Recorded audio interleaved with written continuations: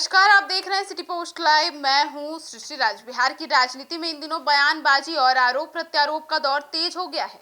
इसी क्रम में जनसुराज के सूत्रधार प्रशांत किशोर ने मुख्यमंत्री नीतीश कुमार पर तीखा हमला बोल दिया है। रोहतास जिले के सासाराम में आयोजित एक बैठक के दौरान प्रशांत किशोर ने आरोप लगाया कि नीतीश कुमार ने जनता को भ्रमित कर अपने बेटे के लिए राजनीति में रास्ता तैयार किया है। उन्होंने कहा कि बिहार की जनता को विकास और बेहतर भविष्य का सपना दिखाया गया, लेकिन अब सत्ता का रास्ता परिवार की ओर मोड़ा जा रहा है। प्रशांत किशोर ने कहा कि नीतीश कुमार जाते जाते अपने बेटे के लिए राज सिंहासन की व्यवस्था कर गए हैं।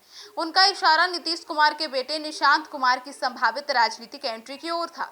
हालांकि उन्होंने यह भी कहा कि अगर निशांत कुमार राजनीति में आते हैं तो उनका स्वागत है, क्योंकि लोकतंत्र में किसी को भी राजनीति में आने का अधिकार है।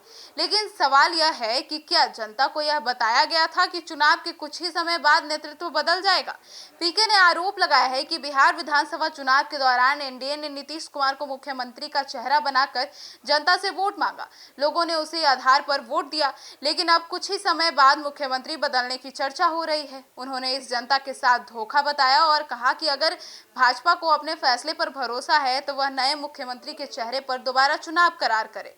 अब प्रशांत किशोर ने बीजेपी को खुली चुनौती देते हुए कहा कि अगर हिम्मत है तो जिस नेता को मुख्यमंत्री बनाया जाना है उसके चेहरे पर फिर से चुनाव कराया जाए। इससे साफ हो गया है कि जनता किसे समर्थन देना चाहती है। उन्होंने यह भी कहा कि चुनाव के दौरान बीजेपी ने कभी या नहीं कहा कि उनका दल मुख्यमंत्री देगा, आपको बता दें, बल्कि पूरे चुनाव अभियान में नीतीश कुमार को यही मुख्यमंत्री के तौर पर पेश किया गया था।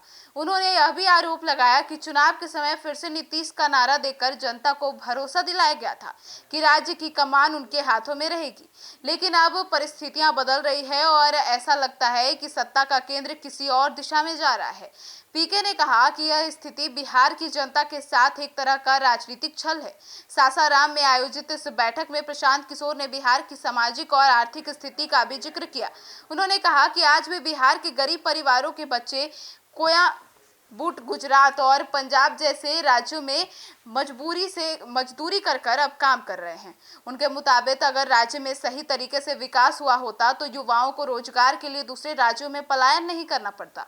प्रशांत किशोर ने कहा कि उनकी पार्टी जनसुराज का उद्देश्य बिहार में नई राजनीति की शुरुआत करना है, जहां सत्ता का केंद्र परिवारवाद नहीं बल्कि जनता की समस्याएं हों। उन्होंने अपने कार्यकर्ताओं से भी कहा कि वे गांव-गांव जाकर लोगों से संवाद करें और राज्य की वास्तविक समस्याओं को समझें। कुल मिलाकर सासाराम में दिए गए इस बयान से बिहार की राजनीति में एक नई बहस शुरू हो गई है। प्रशांत किशोर के आरोप और भाषण के ने दी गई चुनौतियों को अब जनता भी समझ रही है और यह देखने में भी काफी दिलचस्प लग रहा है। राजनीतिक माहौल को भी काफी गर्मा दिया गया है। अब यह देखना दिलचस्प होगा कि इन आरोप पर जदयू और बीजेपी की ओर से क्या प्रतिक्रिया आती है और बिहार की राजनीति किस दिशा में आगे बढ़ती है।